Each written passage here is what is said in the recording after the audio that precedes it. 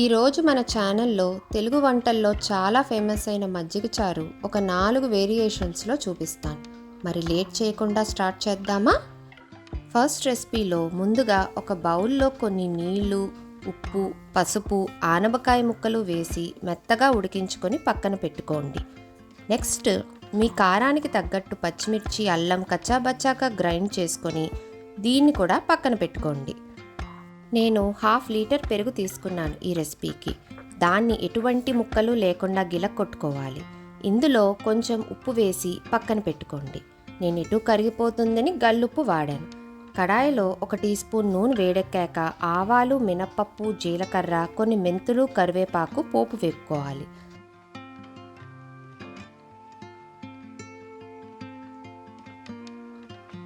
ఇందులోకి నిలువుగా కోసుకున్న ఉల్లిపాయ ముక్కలు, ఎండుమిర్చి వేసుకొని ఉల్లిపాయ మగ్గేదాకా వేపుకోవాలి. లాస్ట్లో పసుపు వేసుకొని అంతా ఒకసారి మిక్స్ చేసుకొని కొంతసేపు చల్లారనివ్వండి. ఇప్పుడు మనం ఆల్రెడీ పక్కన పెట్టుకున్న పెరుగులోకి కావలసిన కన్సిస్టెన్సీ బట్టి నీళ్లు పోసుకొని అందులోకి గ్రైండ్ చేసి పెట్టుకున్న పచ్చిమిర్చి, అల్లం పేస్టు ఇంకా ఈ పోపు వేసి పెద్ద ముక్కలుగా కోసుకున్న ఉల్లిపాయ, కొత్తిమీర తరుగు, మనం ఉడికించి పక్కన పెట్టుకున్న ఆనపకాయ ముక్కలు వేసి అంతా కలిసేలాగా మిక్స్ చేసుకోండి.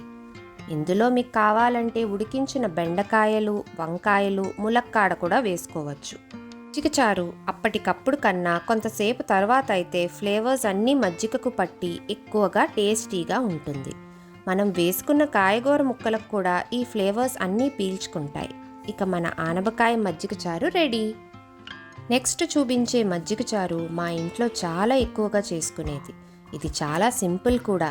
ముందర ఒక 1/2 లీటర్ గిలక్కొట్టిన పెరుగులో పెద్ద ముక్కలుగా కోసుకున్న ఉల్లిపాయ, కొత్తిమీర, ఉప్పు వేసి తగినన్ని నీళ్లు పోసుకొని మిక్స్ చేసి పక్కన పెట్టుకోండి.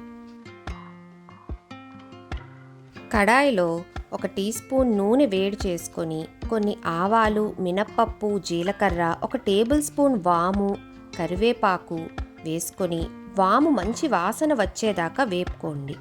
ఈ మజ్జిగ చారు పోపుకి వాము ఎక్కువే వేసుకుంటాం. తరువాత తరిగిన పచ్చిమిర్చి ముక్కలు వేసి వేపుకొని స్టవ్ కట్టేసి కొంతసేపు చల్లారాక మనం ఆల్రెడీ మిక్స్ చేసి పెట్టుకున్న మజ్జిగ మిశ్రమంలో వేసుకొని అంతా కలిసేలా మిక్స్ చేసుకోవాలి. అంతే, మన వాము మజ్జిగ చారు రెడీ.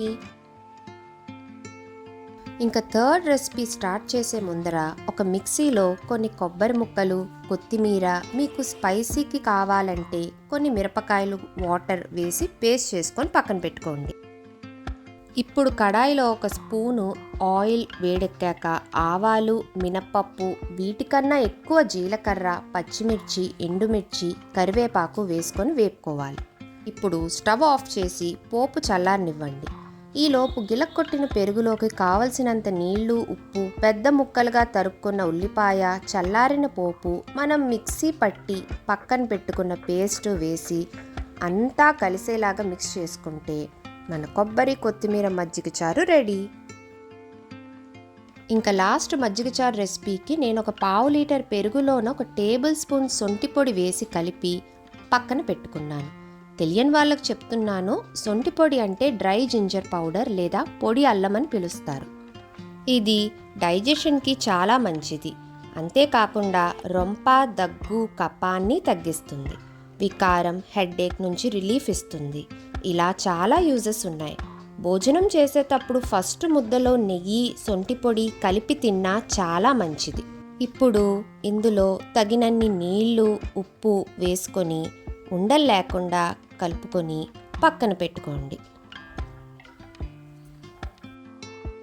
కడాయిలో 1 టీ స్పూన్ నూనె వేడి చేసుకొని అందులో ఆవాలు, మినప్పప్పు, చిన్న ముక్కలుగా కోసుకున్న 3 నుంచి 4 వెల్లుల్లి రెబ్బలు, జీలకర్ర వేపుకోవాలి.